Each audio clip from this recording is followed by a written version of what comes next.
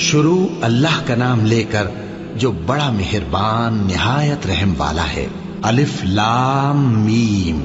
اللہ جو معبود برحق ہے، اس کے سوا کوئی عبادت کے لائق نہیں، زندہ ہے، سب کو تھامنے والا۔ اس نے اے نبی تم پر سچی کتاب نازل کی جو پہلی آسمانی کتابوں کی تصدیق کرتی ہے، اور اسی نے تورات اور انجیل نازل کی تھی۔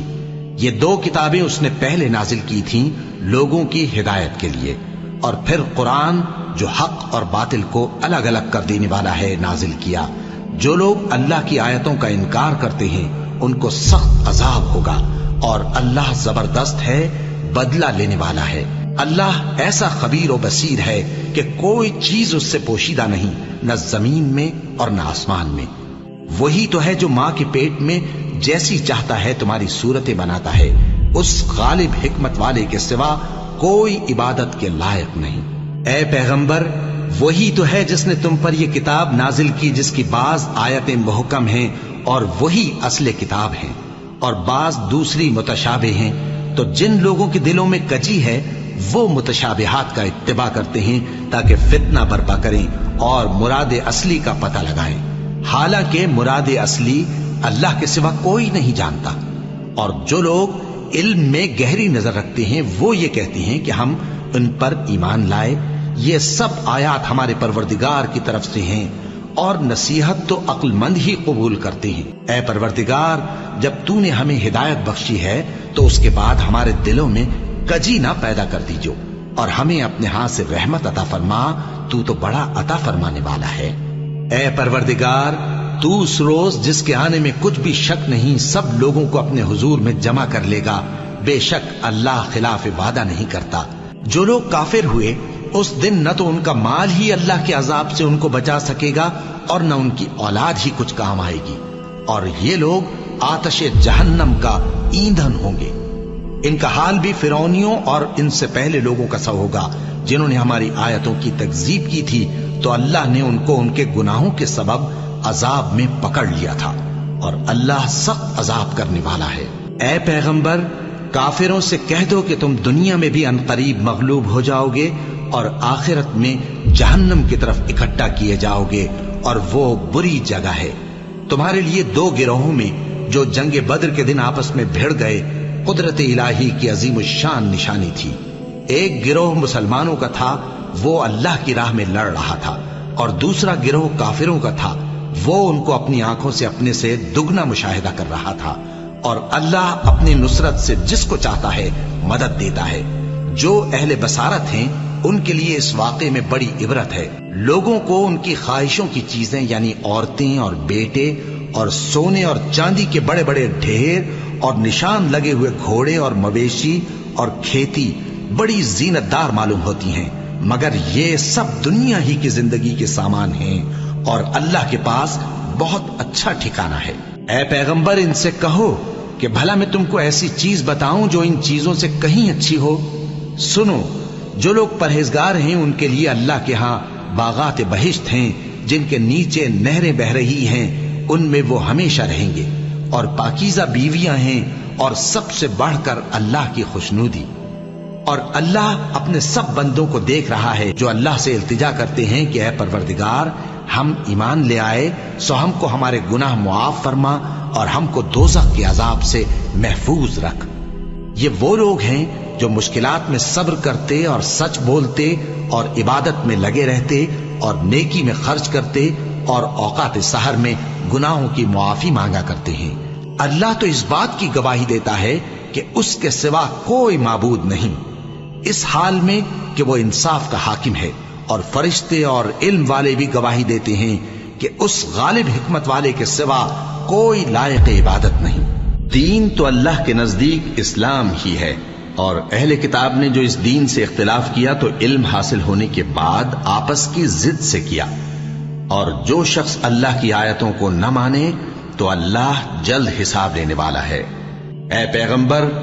پس اگر یہ لوگ تم سے جھگڑنے لگیں تو کہنا کہ میں اور میرے پیرو تو اللہ کے فرمانبردار ہو چکے، اور اہل کتاب اور ان پڑھ لوگوں سے کہو کہ کیا تم بھی اللہ کے فرمانبردار بنتے اور اسلام لاتے ہو؟ بس اگر یہ لوگ اسلام لے آئیں تو بے شک ہدایت پالیں، اور اگر تمہارا کہا نہ مانے تو تمہارا کام صرف اللہ کا پیغام پہنچا دینا ہے، اور اللہ اپنے بندوں کو دیکھ رہا ہے۔ جو لوگ اللہ کی آیتوں کو نہیں مانتے اور انبیاء کو ناحق قتل کرتے رہے ہیں اور جو انصاف کرنے کا حکم دیتے ہیں انہیں بھی مار ڈالتے ہیں، ان کو دکھ دینے والے عذاب کی خوشخبری سنا دو۔ یہ ایسے لوگ ہیں جن کے اعمال دنیا اور آخرت دونوں میں برباد ہیں، اور ان کا کوئی مددگار نہیں ہوگا۔ بھلا تم نے ان لوگوں کو نہیں دیکھا جن کو کتاب یعنی تورات سے حصہ دیا گیا، اور وہ اس کتاب اللہ یعنی قرآن کی طرف بلائے جاتے ہیں تاکہ یہ ان کے تنازعات کا ان میں فیصلہ کر دے، تو ایک فریق ان میں سے پھر جاتا ہے اور منہ پھیر لیتا ہے، یہ اس لیے کہ یہ اس بات کے قائل ہیں کہ دوزخ کی آگ ہمیں چند روز کے سوا چھو ہی نہیں سکے گی، اور جو کچھ یہ دین کے بارے میں بہتان باندھتے رہے ہیں اس نے ان کو دھوکے میں ڈال رکھا ہے۔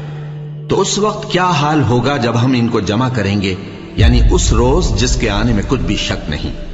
اور ہر نفس اپنے اعمال کا پورا پورا بدلہ پائے گا اور ان پر ظلم نہیں کیا جائے گا۔ کہو کہ اے اللہ،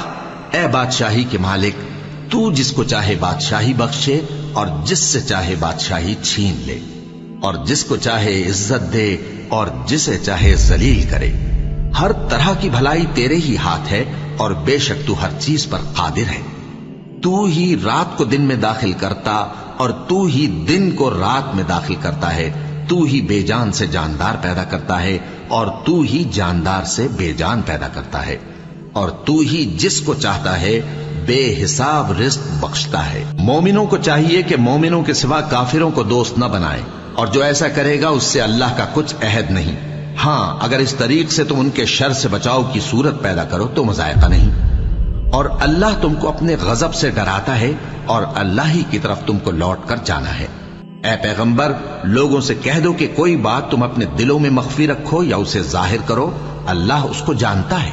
اور جو کچھ آسمانوں میں اور جو کچھ زمین میں ہے اس کو سب کی خبر ہے، اور وہ ہر چیز پر قادر ہے۔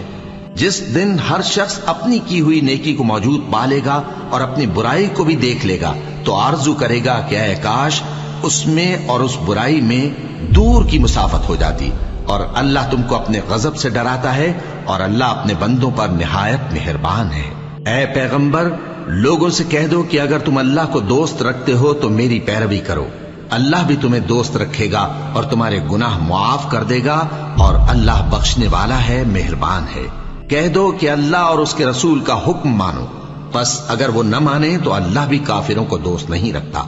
اللہ نے آدم اور نوح اور خاندان ابراہیم اور خاندان عمران کو تمام جہان کے لوگوں میں سے منتخب فرمایا تھا، ان میں سے بعض کی اولاد تھے، اور اللہ سننے والا ہے، جاننے والا ہے۔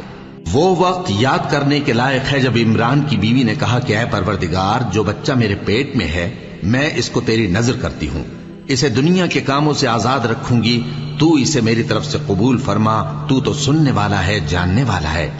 پھر جب ان کے ہاں بچہ پیدا ہوا تو کہنے لگی کہ پروردگار، میرے تو لڑکی ہوئی ہے، جبکہ اللہ خوب جانتا تھا جو ان کے ہاں ولادت ہوئی تھی، اور نہ ہوتا لڑکا مانند اس لڑکی کے۔ اور کہنے لگی میں نے اس کا نام مریم رکھا ہے، اور میں اس کو اور اس کی اولاد کو شیطان مردود سے تیری پناہ میں دیتی ہوں۔